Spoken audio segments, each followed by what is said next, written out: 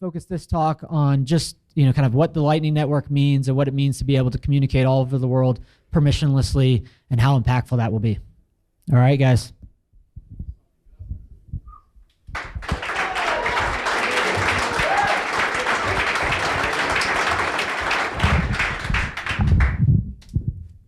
Thank you. Long time no see. What's up, Jack? Yo, let's fucking go. Before we get started, show of hands, who knows what Strike is? Yeah. Who uses Strike? Okay, that's a great baseline. Let's go, my people. Take my hood off.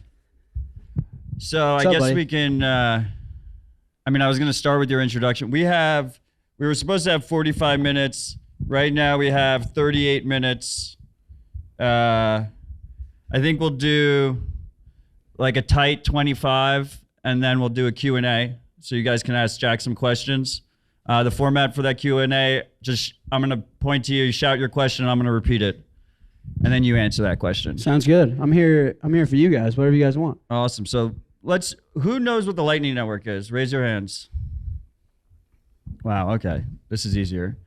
So when you look at the Lightning Network, when you look at Strike, how do you see Lightning playing into basically a global vision for your company?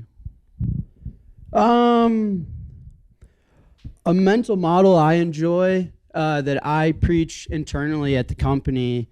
I like to think of it like the internet, just to familiarize, because I lived through that. We all lived through that, kind of lived through that. And what I mean by that is the internet as an open, distributed communication standard for the world. It offers free and instant communication of data packets to anywhere on the planet. The internet, as this open standard, is better at publishing news than newspapers. But it's also better at radio than radio. But it's also better at television than television, right? It's streaming video. And so what you saw is these independent communication channels that humanity had built to communicate with each other, which is a fundamental principle to live a high quality of life and a human right, freedom of speech. It all consolidated onto one global standard. And there's no such thing as like, I want to send you a message, oh, you're cross-border? Ah, fuck. That's going to take me a long time. No, I could send a tweet and the guy next to me is going to read it in a second and the guy in Japan is going to read it in 1 second. And I like to think of the Bitcoin and the Lightning Network in the same way. Bitcoin and the Lightning Network is better at remittance than Western Union. It's better at payment processing than Visa. It's better at the issuing side of the payment than Chase Bank. It's better than the acquiring side of the payment than Chase Bank. And it's better at being the Federal Reserve than the Federal Reserve. And it's going to consolidate all these independent financial functions that we've built as a species onto one global standard. And so I got to go on CNN and, I get, 60 seconds to talk to Julia Chatterley. And so I like to do, cross-border payments is the most violent way to really, it's like an education vehicle. It's like, holy shit, you can send $1 received as a euro in a second and at no cost. But to be honest with you, it's like think of pulling up an empty email, like an email form, and you're going to send an email. In that email form, you have to say, this email is for firing someone. This email is to flirt with a girl. This email is going to Japan. This email is going to the guy next door. No, you don't got to say shit. You type in the fucking words, you hit send, and it gets there in a second and for free. It doesn't matter. When I look at a Lightning invoice, is it like, oh, I could see by the way that QR code, that's a tip, or that's a remittance payment to El Salvador, or that's a payment to Whole Foods?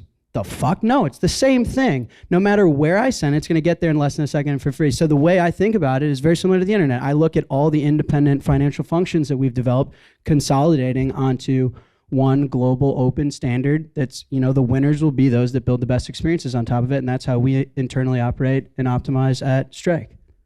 Fuck yeah. So, I kind of just jumped in here. I just want to thank Jack for joining us. You're a very busy man. Welcome. So obviously we both think that Bitcoin is revolutionary, that Lightning is revolutionary on top of Bitcoin.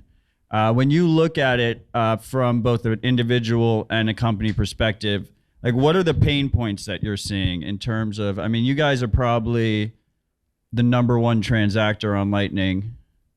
What are the pain points that you're seeing as a company? As like Lightning, the protocol, just generally? Anything? Both. Yeah, so like I was just hinting at, the way we think about it from the highest level at Strike is best experience, best brand are going to be the winners of this open system. The world I want to enable is that Jack Dorsey, who I think is one of the greatest creators of our time, can compete equally with Jamie Dimon. And that's not the case today.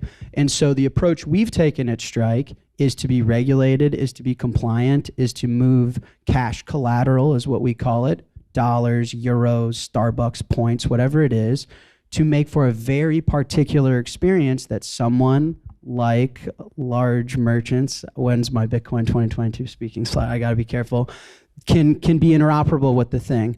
And so the legal and compliance and the education required to talk to some of the bigger institutions or nation states or whoever is usually the challenge. It's interfacing an open monetary network with the world that exists today. The fiat side. Yes. Not a secret to this crowd. The fiat side fucking blows, right? It's hard. But I think, someone's got to do it. Another thing I only got one employee here, I think, but the other thing I talk about is we pride ourselves on the difference between a good human and a great human is doing the right thing no matter how hard it is. And so we look at a lot of the regulatory, the compliance, telling New York and the BitLicense what the Lightning Network is and stuff. I mean, we take that very seriously just so that you can walk into Whole Foods soon and you can buy your groceries over Tor, right? And so that is the world I want to enable for everybody else. And someone's got to take the bullet and do that work. And so that's the harder part that people don't see. But I don't know. I mean, as far as the software goes, that's the easiest part in the world, right? I mean, as far as the Lightning Network and Bitcoin, Strike has more employees than any corporation in the world because we're all building on the same thing. Like I got all Square's employees. I got all MIT professors, right? I'm swimming in it. I'm only just paying 150 people, not everyone, but you know what I mean? So that part comes easy. Awesome. Yeah, so you talk a lot about Lightning, Bitcoin, open monetary network, driving fees down, driving remittance costs down, driving settlement times down, creating broader access. So let's jump ahead a little bit. We're like 5 years down the road. Lightning's extremely successful. Strike's completely successful. That's not me, by the way, just for the record.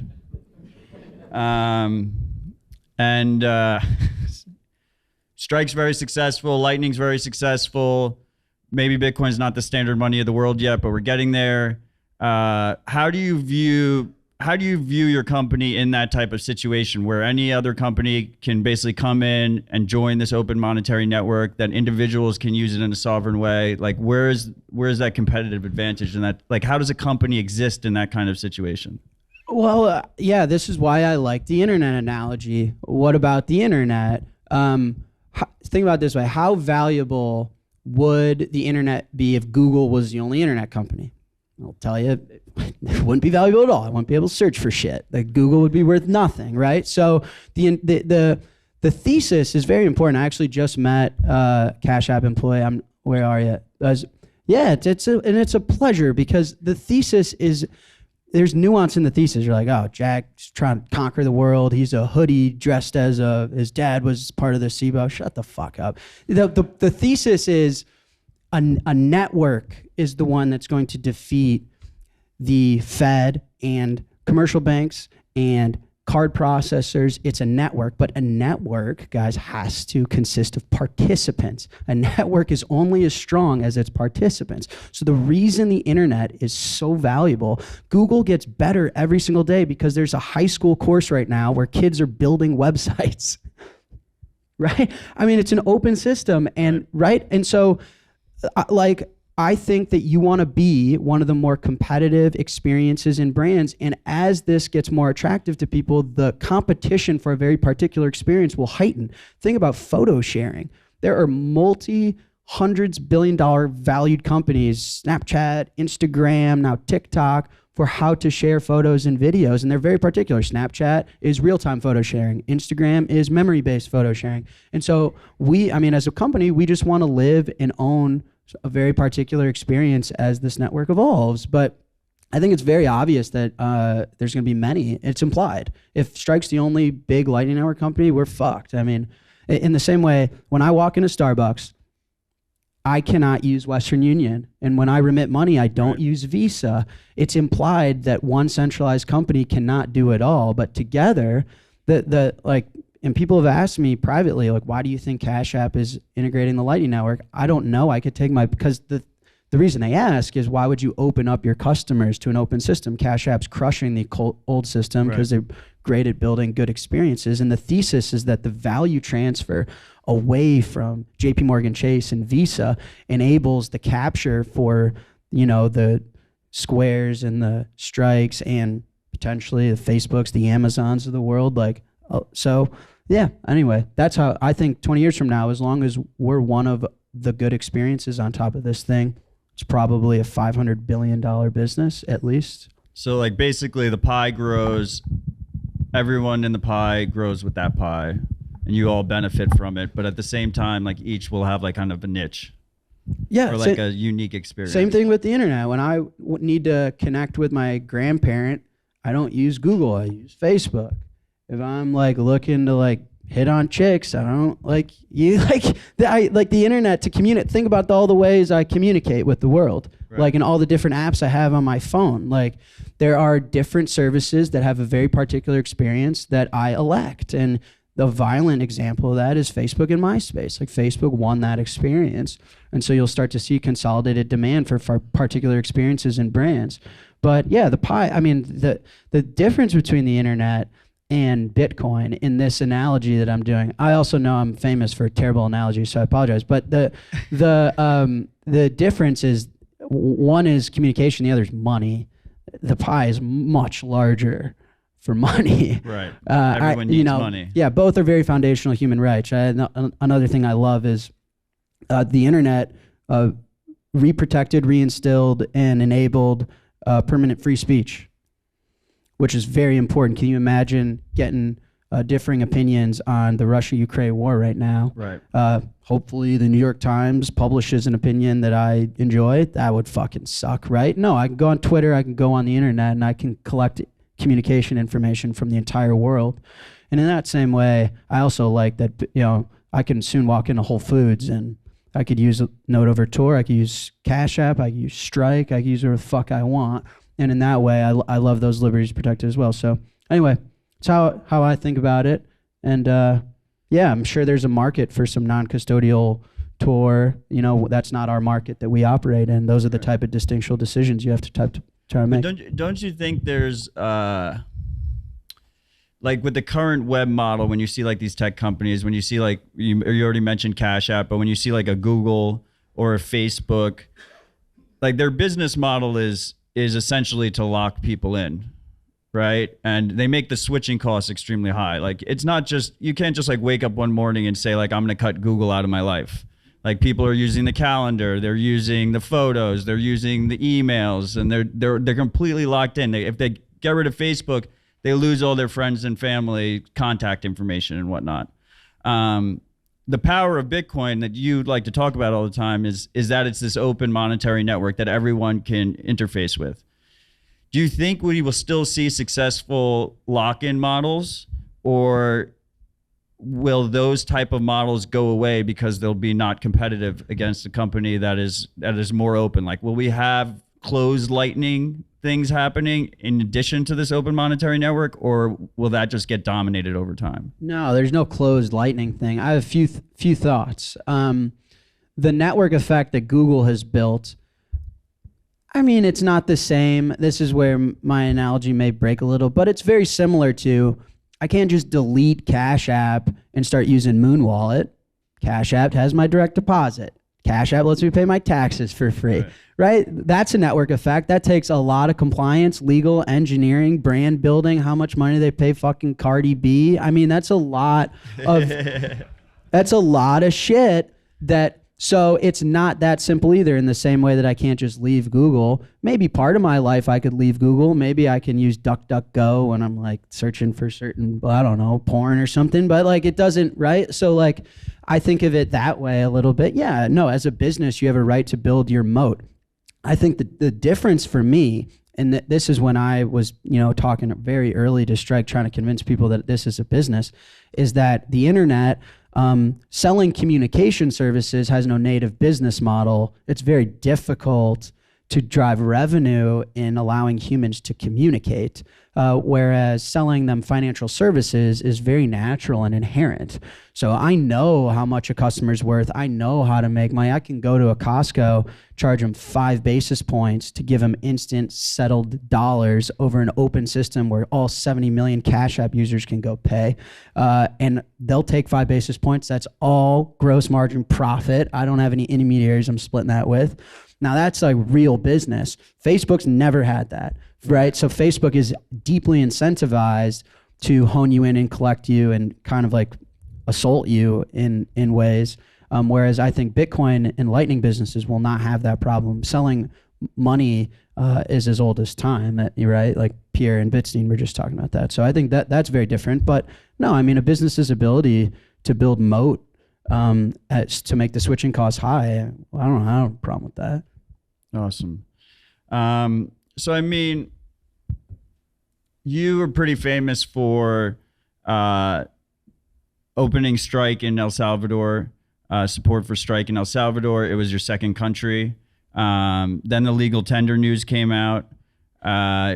You also constantly, whenever you tweet or Strike tweets, the next message underneath that is when you're up. When you look at global expansion for Strike, how do you view that strategy? What are the, obviously the pain points are like the fiat world side of it. But like, how do you look at that? Because usually, I mean, I would think that most companies wouldn't pick the country with, 6 million people in it and, basically no GDP. Yeah, no, I'm better off getting a bit license in that sense from a venture capitalist standpoint. Do you have a bit license yet? Almost. Fuck New York, you don't need one. No, I'm close. How do we think about global expansion? Well, the cool thing, again, internet analogy, sorry, fuck, I'm boring, but the Facebook is powerful because they have 4 billion users, okay? What does that mean to a business? The worth of one user can be less because they have more, right? That's a very powerful idea, is that their target audience is everyone that has a pulse and I guess is responsibly old enough to use their service or whatever the compliance guy says. So that's a very powerful concept, and we are the same way. There's a little bit of nuance in selling finance, right? So there's a little bit more of like, how are we going to pull this off? But I think people don't appreciate it. It's like, dude, just launch in every single country. Like, yeah, okay, obviously, jackass, I'm working on it. But the other thing to note is that when you look back 10 years from now, you're going to be like, holy shit, did that happen fast? I guess now that we're living in it and you're like refreshing Twitter every second and it's like, come on, give me the fucking dopamine hit. But it's like, but in reality, this is going shockingly fast. And so here's a tip for you. El Salvador, Honduras, right? Like how do they get cash in, cash out? There's no plaid. There's no count. There's no fucking, no one has a bank, bro. How do I cash them in, cash them out? Like, you got to build local checkpoints. How do those scale, right? I don't want to build a service that's hot for a second, but it doesn't scale. I mean, I'm here to build shit that matters. I'm not here to get retweets. So it's like those are real problems I'm starting from scratch. And so, I don't know, we think about it in this, like the developed world, which is, I think, primarily United States, UK, EU. And we attack that very differently. Visa card, direct deposit. Cool thing is, though, all of our Lightning services, our merchant acquiring services, all that stuff, it works the same, right? It's one global open network. I don't have to like, oh shit, this node's in Europe. Well, I got to set, no, I mean, it works the same. And then it's just about licensing and banking relationships. And then for the developing world, it's more about, how do I build a scalable way to interface them with the world that exists now? And no one's looked at that problem for them in like 200 years. So I'm like dusting off cobwebs like, shit, okay. and figuring it out. But it's getting figured out. So let's unpack that developing world bit. So you said checkpoints. Like, what is that? That's like a cash to what? Cash to Bitcoin or cash? Like, how does that look? Yeah, if I'm the famed 70+% of El Salvador doesn't have a bank account. Okay, what do they have? Dollars. Okay, so how do I get dollars into Strike? Like, well, there's no Square merchant there for me to like. How the fuck do I do that? Yeah. Like, okay, how do you do that? Yeah, I'll walk into my local pharmaceutical or the equivalent, and hey, I'd like this on to Strike, or I'd like to take this off. Like vouchers or no, like if I got a $20 bill, like right here.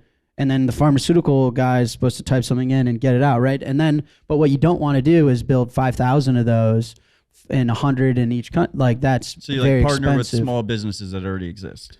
Yeah, we wanna build a scalable way to give a great experience to these people, on and off ramps for these people. And then stable coins I think are very interesting in the sense that, I mean, like, here's the thing, you can't people are like, why Strike auto settle to dollars? Fucking like you can't force someone. If someone wants to own Bitcoin, they will. If they don't, they won't. I'm not gonna sit here and forcefully jam Bitcoin down anyone's throat as far as the asset as a long-term holder or something. If there are people that are living paycheck to paycheck in poverty and are scared to live through what is to be known as real volatility of an asset, they literally cannot afford it. I'm here to help people with Bitcoin, find interesting ways to use Bitcoin as a tool that it is to empower them. Maybe in the United States, that's letting you guys DCA by the hour at no cost. You got it. No problem. That's on us.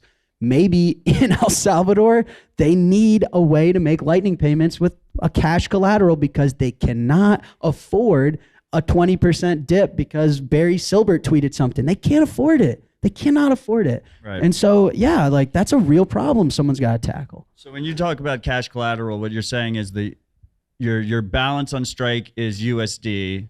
And when you send Bitcoin. If you receive Bitcoin, it switches to USD by default. You've gotten some flack about the use of stablecoin for that. I think in Argentina, right? Argentina was your third country. It was U.S. Yeah, El Salvador, that was finally Argentina. when Strike got like big enough for people to FUD Right. us and stuff. So should we unpack that a little bit, like how you view that stablecoin integration? Okay, first of all, cash collateral, I like using that term because it's not dollars. I'm not like a dollar maxi. It's whatever you want to interface with this open network. So you get paid in dollars. You want to go to Whole Foods. You spend dollars to Whole Foods, and Whole Foods receives whatever they want. The dollars, we're going to take them and spit them out over the Lightning Network, right? Okay, everyone knows that part by now. But it could be euros. It could be stablecoin. It could be Starbucks points. The point is that Strike is agnostic to the idea of what you want to interface against Lightning. I don't give a fuck. You want to use Bitcoin over it? Great. I don't care. I think it's just a premier payments network to make payments. That's the whole point, is it's better at being Chase and Visa than Chase and Visa, right? And that if a Cash App user wants to walk into Whole Foods and make a payment, Cash App user scans QR code, Whole Foods receives the payment, and Chase and Visa were not involved at all. It's settled instantly. There were no intermediaries. That is going to scare the living dog shit out of them. That Jack Dorsey is on the same playing field as Jamie Dimon. They're going to go straight to DC, private jet, stat. So that's my whole thing. And so cash collateral. So Argentina, okay, they don't want to hold their own currency.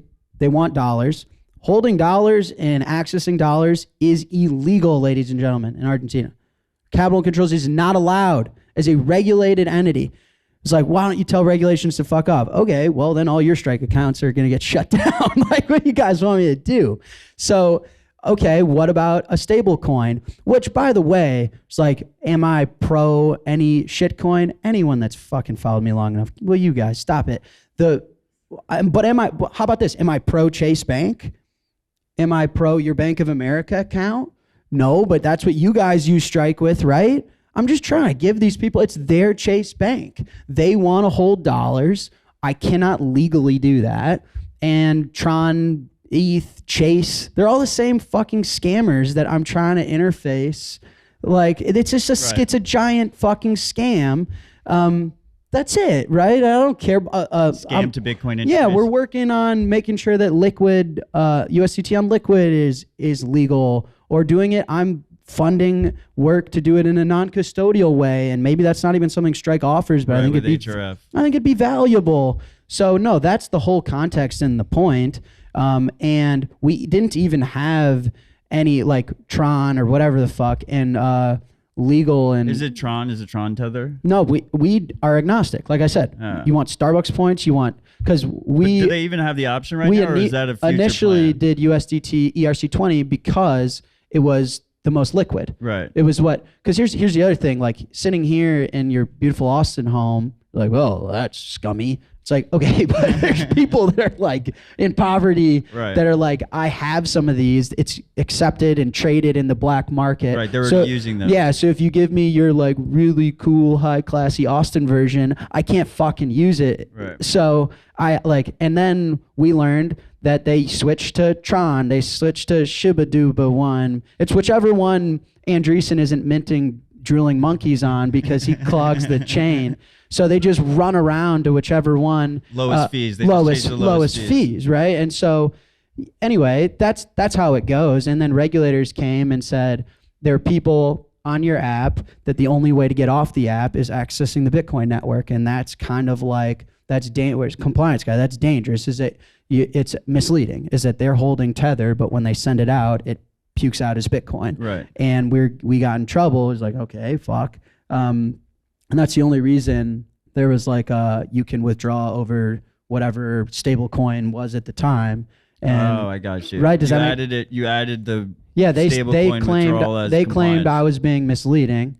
The Argentinian government did. Whatever regulatory body. Right. And Argentinian. And so we rushed it in, and as of now, actually talked with them, explained why it didn't make sense, and now took it out. So. That's super interesting. Anyway, that's like the thinking process is if people in Argentina said, what would really help me out is Argentine peso collateral. Okay, I'll do that. Like, am I a fan of the collapsing currency? No, but I just like want to help. So anyway, so I think of stablecoins and Chase Bank as the same. They're both scammers that I don't necessarily, my counterparty risk could be better, but I mean, before we get to Q&A, just because I find this very interesting. Do you kind of make it seem like you envision that in Strike in the future you kind of choose, like the user gets to choose what that cash collateral is? Is that where you think it's going, or do you think it'll usually be like a default somewhere? Like in America, it'll always be USD, and Argentina, it'll always be stablecoin? You guys will see some announcements come out. These are all, I mean, as I've described, shitcoins are arbitrages on the trend. They're arbitrages, informational arbitrages that the monetary expansion is forcing everyone else to save elsewhere besides a savings account. And if I'm Mark Andreessen, how do I make money on that? I spend a lot of marketing dollars on Pinkcoin and convincing the everyday person with a Robinhood account that, hey, I invented Netscape. You buy this piece of shit. And the other thing is, this is very important, is a regulatory arbitrage. It's illegal to sell someone a savings account that traditionally isn't property or dollars, right? I mean, it's violently disobeying securities law. But our regulatory bodies are slow, passive. They never want to take risk, and so they're taking their time. And so that's what I describe as this arbitrage on the trend, is a rush to save in something. No one knows what the fuck is going on. This room does. Not everyone else out on the street. And so they're buying Shiba Inu coin, and he could get away with it. He, Andreessen, but whoever can get away with it because there isn't.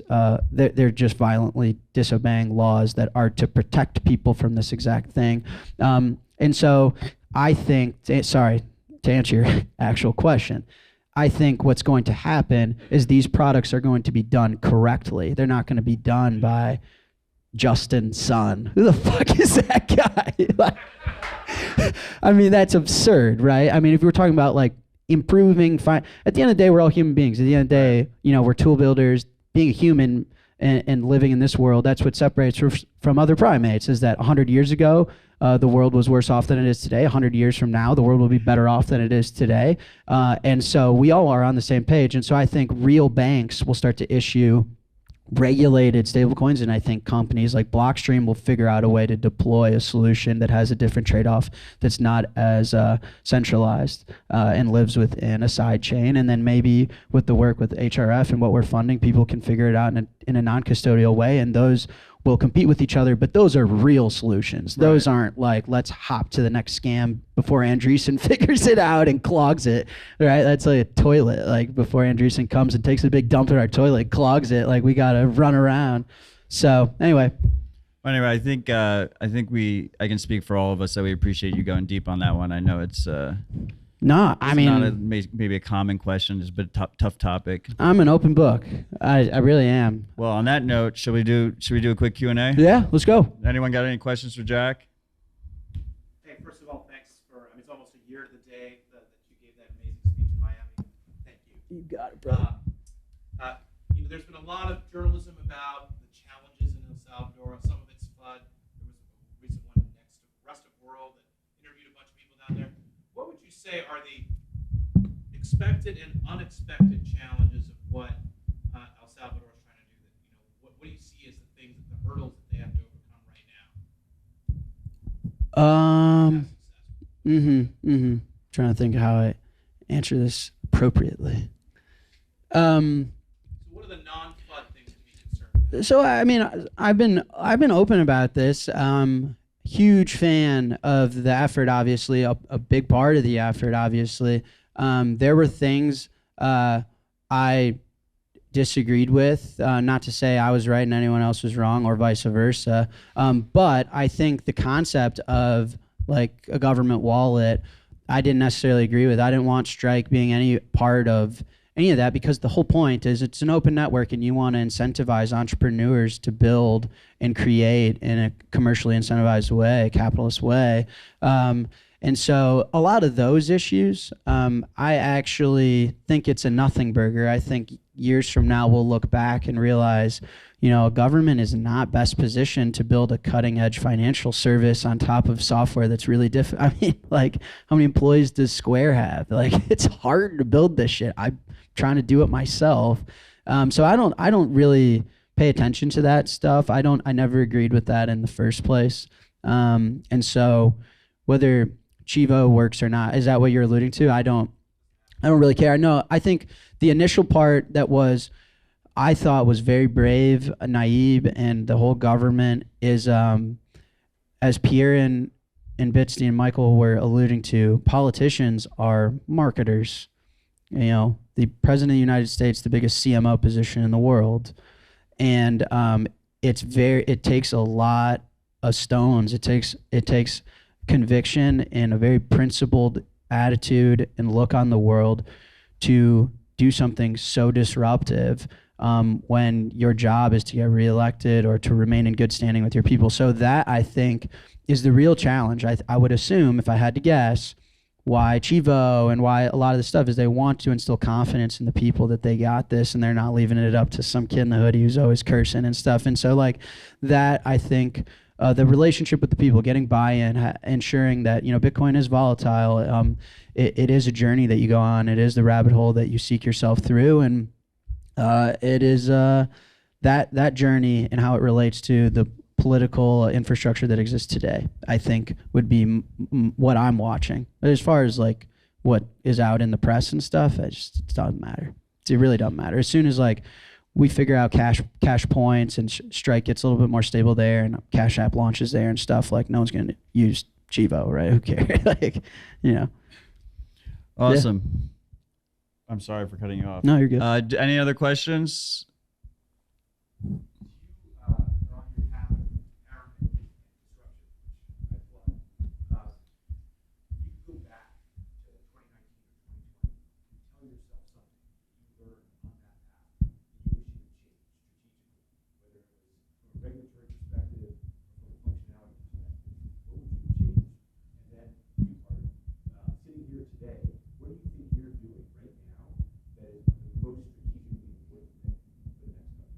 So the question for anyone who can't hear is essentially, if you could go back to 2019, 2020, tell yourself some kind of advice, what would you tell yourself?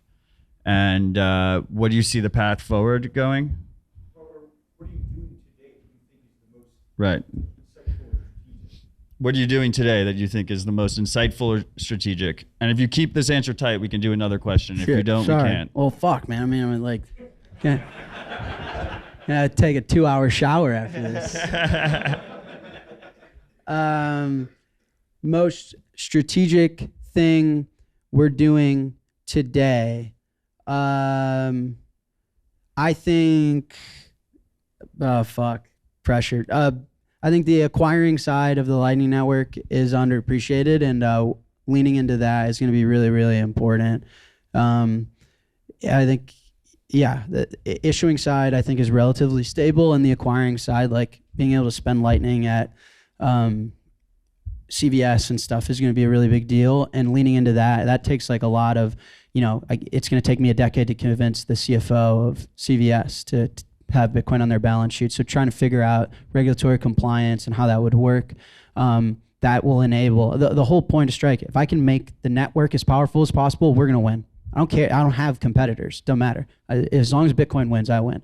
And so that's how I think I can advance the Lightning Network as much as possible. Is if you can walk into a store and use Moon, you could use your node at home, you could use Cash App, you could use Strike. That'll be a huge deal, because that'll be the first loaded pistol to Visa and Chase's head that they've seen in quite some time. And then what was it? What would I tell myself 2 years ago? Yeah. I think like the biggest transition I like college dropout, sitting in my dad's basement, the whole story, true story. Probably heard it 1,000 times from all the other entrepreneurs. And I've gone from making every single decision, and I had a tough time transitioning to being a CEO, what it takes to be a leader. There's close to 200 employees at Strike now, and I've gone from making every single decision to just making sure decisions are made, but surrounding the company with people that are experts at making the actual decision. And that transition for me is just trusting more.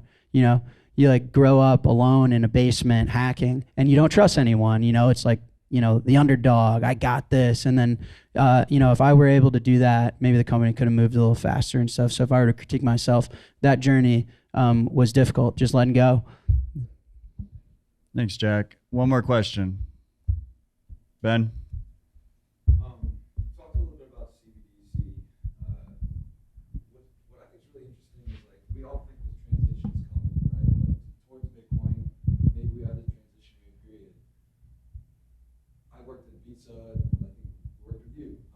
Visa and MasterCard seem to be positioning themselves to like facilitate the CBDC to the government. Every central bank in the world is looking at their own CBDC, but it's like inherently against smaller commercial banks, as you said. And so what I'm curious is, like, they're getting ahead of it. They're positioning themselves to figure this out with the governments. What do you think commercial banks are going to do? And like, furthermore, how do you like really see this transition? We all want Bitcoin, hyper Bitcoinization to happen, but like, how do you really see it happening over the next 10 years, 15 years, 30 years? So I know there's like, I do like the Bitcoin, the asset versus the network, and trust me, I know they're the same thing, but it's a healthy divider. So Bitcoin, CBDCs versus Bitcoin, like as a holding, people are going to hold the harder money as time goes on, right? And people are going to spend the weaker money, hold and preserve and save in the harder money. And so that I think is known. As far as using Bitcoin as like a payments network to facilitate, the way I think about it is, if I can walk into Whole Foods, I could use Visa, or I could use Cash App, I could use Moon Wallet, I could use Strike, I could use whatever. And Whole Foods is getting, if I use Cash App, Whole Foods is getting the dollars instantly. There's no MDR, there's no interchange.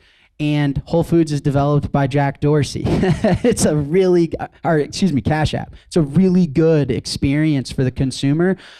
You want to live in a world where the market is free and the consumer preference is valuable, because then the consumer preference and the consumer demand drives the winners. drives those that capture value. And so you want to live in a world where Jeff Bezos, Elon Musk, Jack Dorsey are playing on the same level playing field as Visa. And so I don't give a fuck what Visa and central banks are doing. I really don't care, because as soon as I can get all the acquiring side interoperable with Lightning, then it is fair fucking game.